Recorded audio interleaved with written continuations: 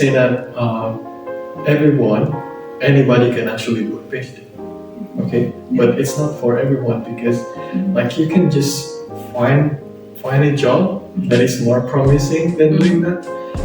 When you don't have enough motivation and the reward after climbing this mountain is not enough, then it's not gonna be worth it for you at the end. So it's very important to find the why.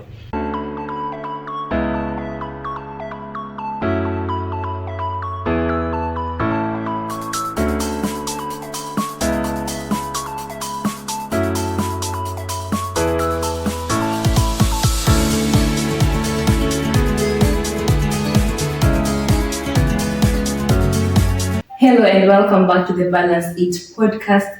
In today's episode, we'll be having a conversation about pursuing doctoral studies in a foreign country. And in this case specifically, we'll be having a conversation about Hungary, which is the foreign country.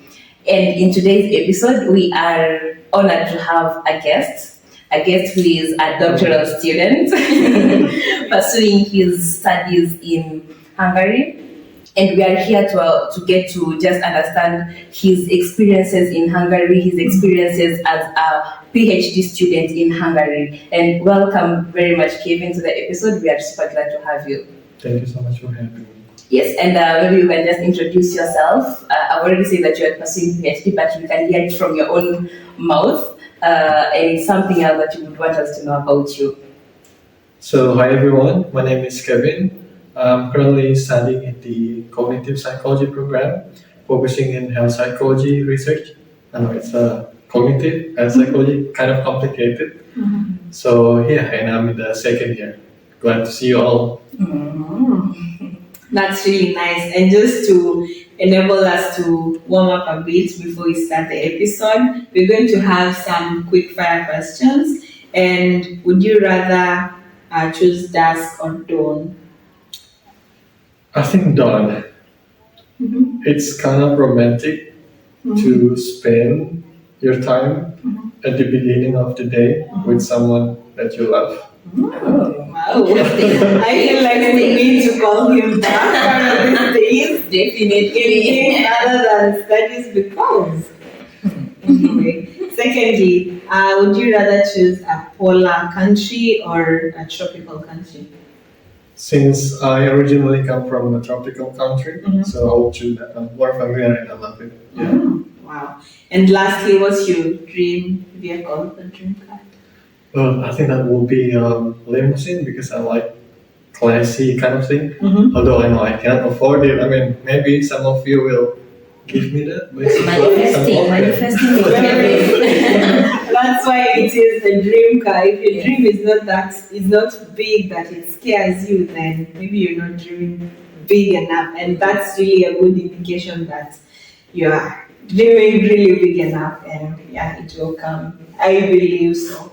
Yes. Yes, and maybe now we can just begin, just get to know you more. And maybe we can begin on, because we are talking about doctoral studies here. So why did you choose to do your PhD program and not maybe going to work or do something else, but why PhD program? Well, actually, there are many reasons in general. Like if you want to pursue your career in a specific field or you want to work in academy, I think PhD will be the best because we will have to have this doctoral degree as a part of the administrative requirement.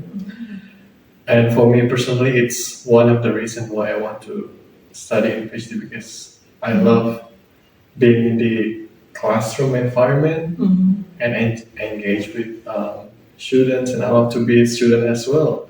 Wow. And yeah, that's why I'm choosing to study PhD. That's really nice. That's really nice. And I'm thinking there's so many places where you would have chosen to do your PhD from. Like this world has so many countries, over 190 countries. But why did you choose specifically to do it in Hungary?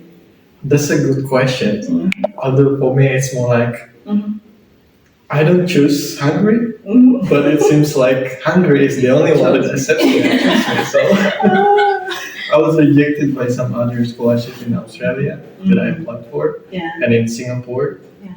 And then I decided, okay, let's just try my luck this time Mhm. because I'm not gonna cry anymore. That I just apply for it, and thanks God they accepted me. So here I am. Wow, that's So- really nice, and it's good that like you. I've had so many people who have tried to apply for scholarships before. Most of them would say they got rejected. Not some even not once, not twice, not three times, but they kept applying it, and it's a really good indication that you still kept applying and finally found yourself in Hungary. Yeah. Yes. Would you probably now tell us more about this specific scholarship that you got to study in Hungary? What it's called and more just about it? Yes. Right. So it's called Stipendium Hungaricum. Mhm. It's from the Hungarian government.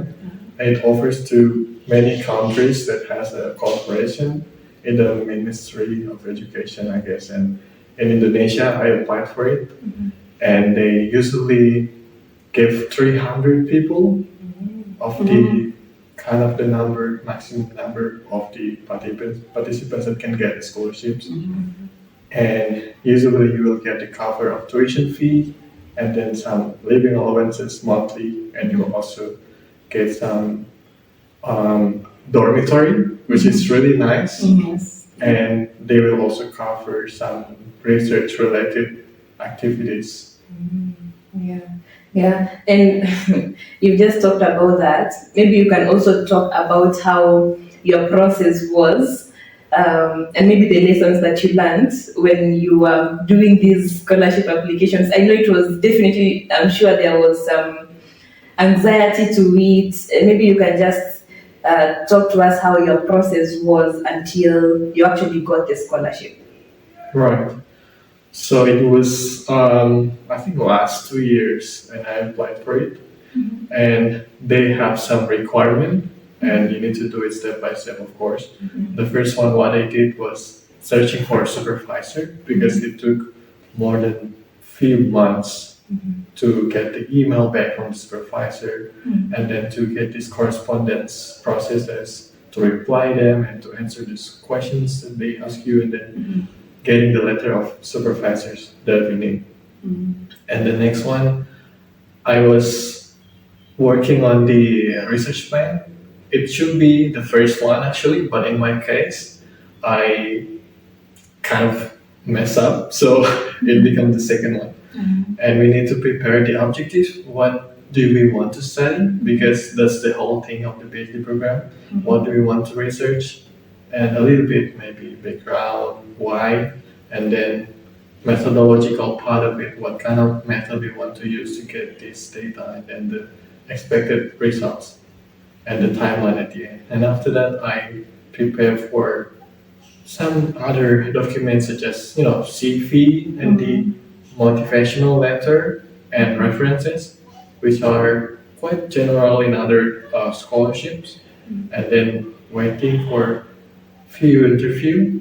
The first interview was from the supervisor. The second one from the scholarship provider, I think. Yeah, and it's a long process of waiting. They had to do the selection part, and then we have to wait for them to announce in every process. But thankfully, I mean, I'm lucky because I got some supportive friends back then, and I was just like, no matter what happened, I mean, just let it be. And I'm grateful that I got the scholarship. Wow, that is really nice. And you talked about just some of the requirements that they needed. Are there any specific maybe standard for the requirements that you're supposed to maybe submit as a doctoral student? Right. Their standard will be the area of our research and how it is connected to the program we apply for. For example, if you're applying for the psychology, in my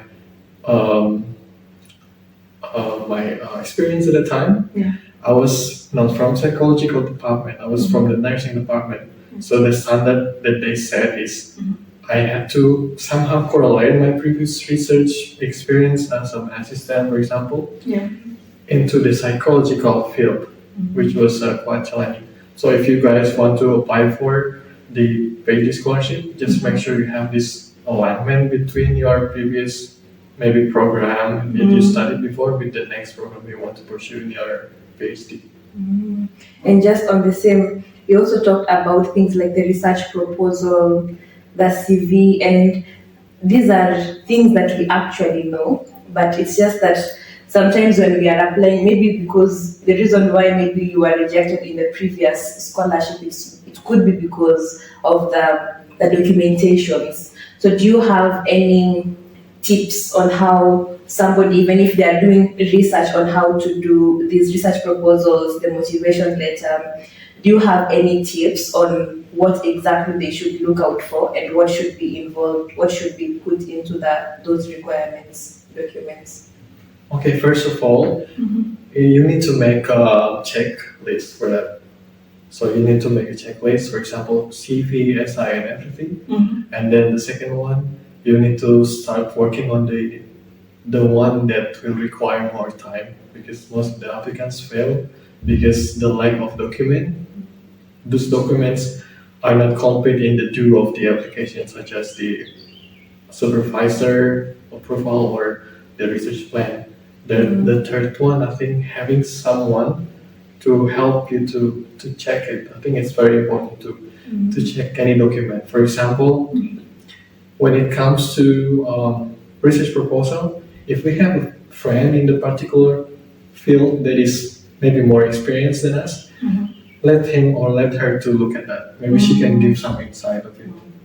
Or maybe if we have a friend who can give some objective opinion about our CV, maybe we can have him or her to check a look at it and getting some insight from it.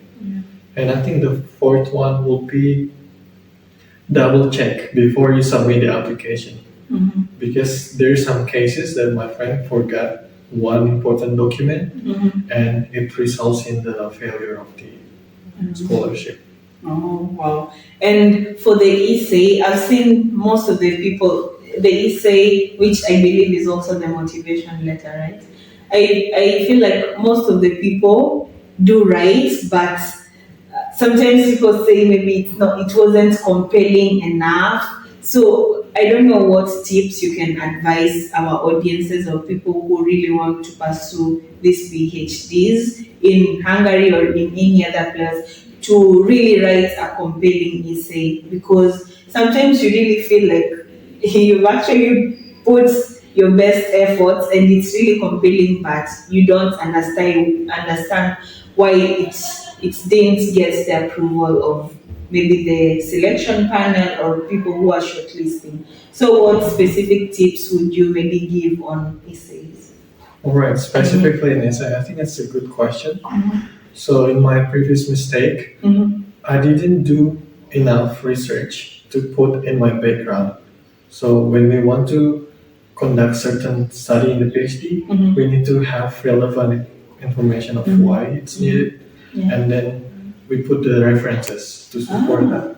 Okay. And then we also need to have a clear hypothesis of what we want to find.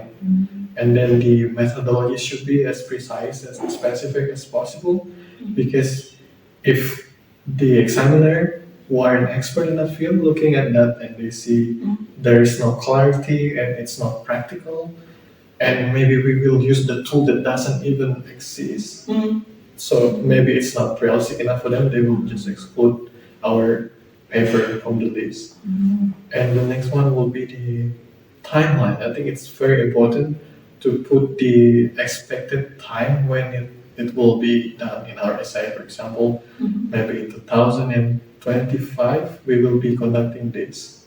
2026 we should have finished our study, and it will be more easier for them to visualize what we had planned beforehand. But I'm just curious to know if you actually don't meet the timelines that you have put in the essay, does it affect your PhD now once you have started the PhD, or that is just part of the requirements and just ends there? It is just a part of the requirement.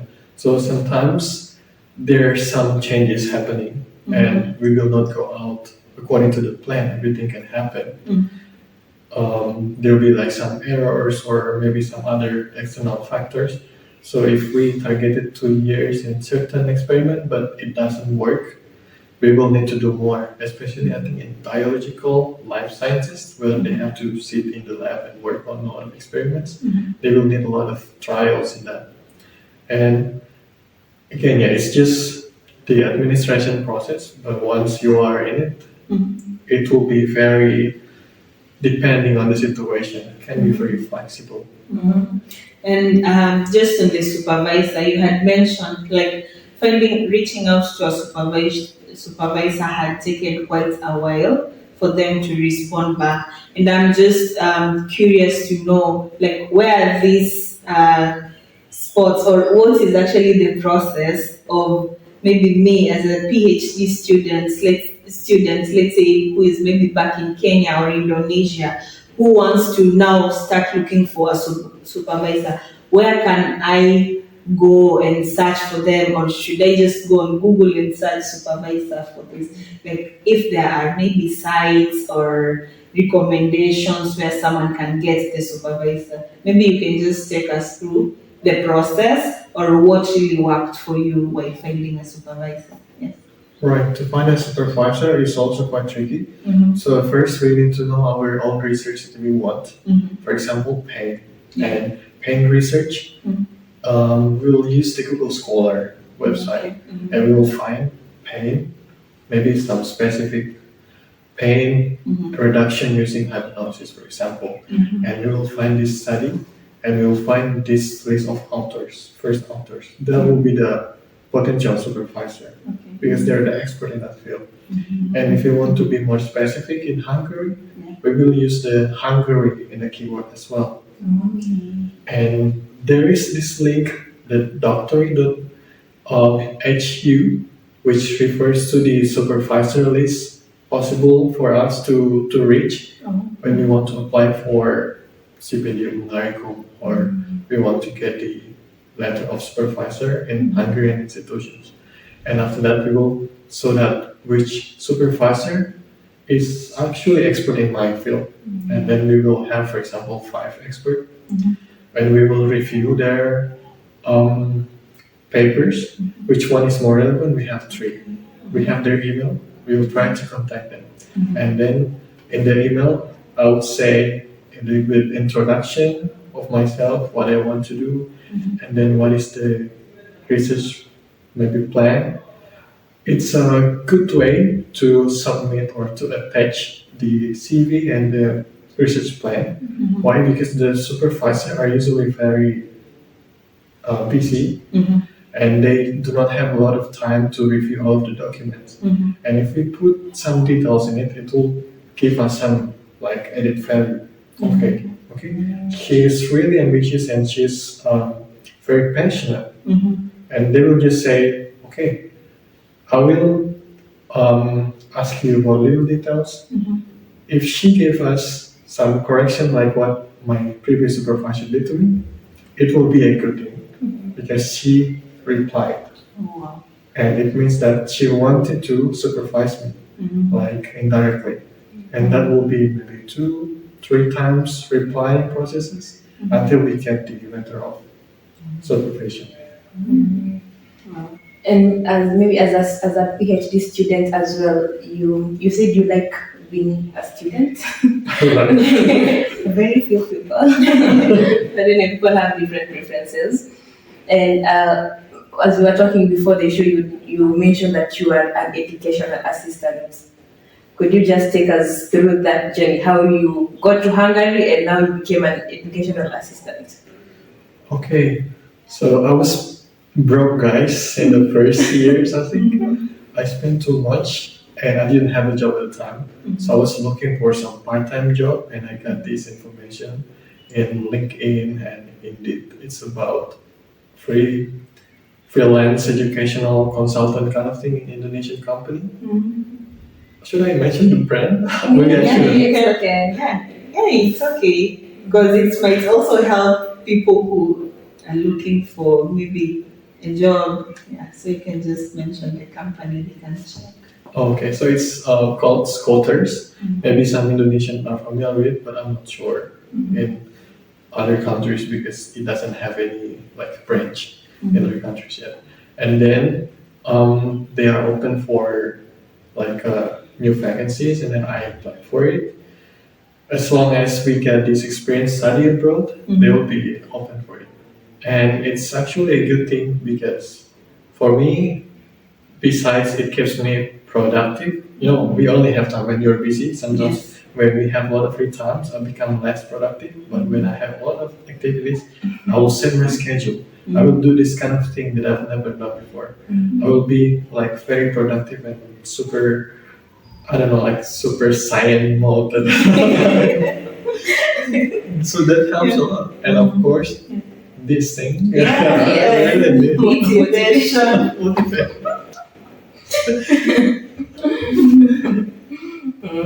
Okay, that's great to know. And also, aside from just that, I've also heard that other PhD students can become research assistants, or maybe your friends or other people that you have interacted with, been able to get those research assistants opportunities, maybe in the university. That maybe how is that for them, and how can actually people who want to get into that get into it? If you have any idea. Right. So research assistantship can be done by not only PhD students actually. Master students, bachelor students can also do it depending on the professor. So if we have the professor that will accommodate that, that will be great. And in a PhD thing, there are some opportunity to be a research assistant depending on the research field and the department. In my department, in the cognitive psychology, there are plenty of opportunities of it. So if we ask to our supervisors for that, they will be happily because, of course, who wouldn't want to get a free stuff, and then it's a win-win solution actually. Yeah, that's very true. And I've interacted with a few students, doctoral students, and most of them you would find they're talking about sitting for a complex exam. I don't know after how long, after 2 years. Would you probably just give us a basic structure of a normal PhD? Let's say, for instance, your case here in Hungary, like how is it structured? Maybe the first 1 year or 2 years, are you guys going for classes, or it's just purely research work and you finding your own time to do your things? Yeah, would you just maybe give us a basic structure to the point that now you're through and finally really defend your research? Right. In the first year, we normally oriented ourselves to the institution environment. So we try to understand like the labs, how do they work, and about the classes and the credit system kind of thing. And after that, the second year, we are trying to work on the research. And if there are some conferences, they will encourage us, the supervisor will encourage us to participate in it, either as an oral presenter or poster presenter. The oral one is basically we speak about our research topic in a kind of panel setting, like normal presentation, and then poster presentation. Oh, that's nice because you'll be just like sitting, and when someone's coming, and then you'll be just talking about your study. When someone leaving, you sit again and enjoy the tea and everything in the contrast. Wow. The third one, the third year, usually you will have to take some courses which relates to the experimental study that you want to carry, and then you have to pass your complex exam already at the time, and then you're preparing for publication. In the fourth year, still working on the publication, and then the final exam. So it's like the pre-defense and the defense kind of thing, which will determine whether we can like graduate this system, or we will just stay there for more years. Wow, that's really well put, and it's a clear structure of now how someone who wants to get into these studies can go ahead with it. Yeah, maybe you can just talk to us about your research study currently. Maybe you can just give us a brief introduction, just briefly. Okay, so my research is about pain, Mhm. how we want to like deliver the pain reduction using psychological like intervention. In this case, we choose to use hypnosis based on like some previous literature too, and then we want to integrate that with virtual reality, and we will see if it's effective or not compared to, for example, audio intervention. We're still figuring it out right now because I'm still the second year guy. So. But next year, hopefully it can work somehow. I can have it. No, I believe it will work. Yes. Hopefully, I mean. Yeah. So, as we come to the end of the episode, would you just give our audiences your parting shots in regards to PhD or doctoral studies, and just a word for someone who really wants to start his or her doctoral journey, either here in Hungary or anywhere around the world? What would you advise them? Okay, maybe for the Mhm. prospectus PhD students, I would say that anybody can actually do a PhD. Okay, but it's not for everyone because like you can just find a job that is more promising than doing that when you don't have enough motivation and the reward after climbing this mountain is not enough, then it's not gonna be worth it for you at the end. So it's very important to find the why. Why do I have to suffer for 4 years so I can actually get a job already and be millionaire? I mean, I'm not suffering, guys. I promise. You know your why. Everything is good. And it's very important to have this work-life balance thingy because if we study too much and work too much, we will have stress and then it's not good for the future. If we have like schedule, for example, okay, I'm just gonna work from Monday to Friday and after that, I'm not gonna touch that. That's better and I really recommend that. Have some social life, like meet some friends, play some games, and do that kind of thing. So you can survive with a good mental health. We all need that. Is there something beyond PhD? Yeah, it's called postdoctoral. Basically, it's a job. So we will no longer have any title after that, and we will be paid work as just a normal worker. But it's all about research again. Or we can just do academia kind of thingy, and after that there's this associate researcher, and then associate professor, and then the professor at the end. If you want, of course. If you don't want to, then that's even better. So it means that if you are thinking of doing a PhD, it's better if you are more inclined to academia. That's right. Yes. Okay. All right. That's well put. And where can our viewers find you, maybe for advice or to reach out more on whatever topics you want to discuss? Yeah, where can they find you? You can find me on my Instagram or my Gmail and LinkedIn too. But I just want to say, don't forget to watch the whole video, guys. Don't forget to subscribe.